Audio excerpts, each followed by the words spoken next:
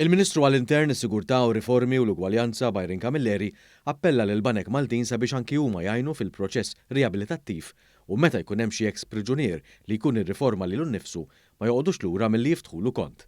Huwa kien qed jitkellem waqt il-ħin tal-aġġornament parlamentari it-tlieta filgħaxija.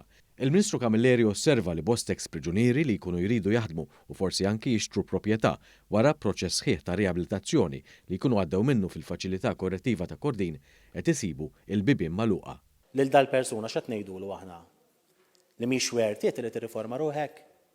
X'qed ngħidulu illi mhux sow l-efforts kbar li jagħmel biex verament jirriabilita ruħu, biex verament jirriforma ruħu? X'qed ngħidulu mur aħdem mur fil-black economy biex jerġa' lura forsi għal ħajja ħażina li kien fiha qabel? Il-Ministru Camilleri qal li se jkun qed jikteb lil banek biex jappellalhom propju dan. Fil-jiem li ġejjin ħankun qed nikdbilhom ukoll kollha u nixtieq anke li jkun hemm banek li jersqu l-qudiem u jagħmlu ftehim magħna anke mal-Aġenzija għas-Servizzi Korrettivi sabiex tkun tista' isservi ta' bridge ta' daw il-persuni ma' banek sabiex ikollhom dan id-dritt. Għaliex jekk daw il-persuni rriduhom lura fis-soċjetà tagħna, jekk lil daw il-persuni rriduhom ċittadini tajbin li jkollok kont tal-bank hija bażiku. Fl-istess diskors il-Ministru responsabbli mill-Intern spjega l-proċess li jsir fil-faċilità korrettiva biex persuna tkun tista' tiġi riabilitata.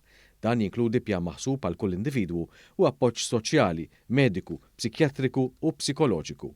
Fl-istess waqt ikun hemm kooperazzjoni wkoll ma' diversi għaqdiet fis-settur fosthom ir-RISE, il-Fondazzjoni Midla mad-Dawl u għaqdiet oħra. Il-Ministru Camilleri ħabbar li aktar minn 60% ta' rakkomandazzjonijiet li kienet għamlet inkjesta li nfetħet fl-aħħar tal-2021 twettqu fil-waqt li fuq il-kumplament hemm ix-xogħol għaddej.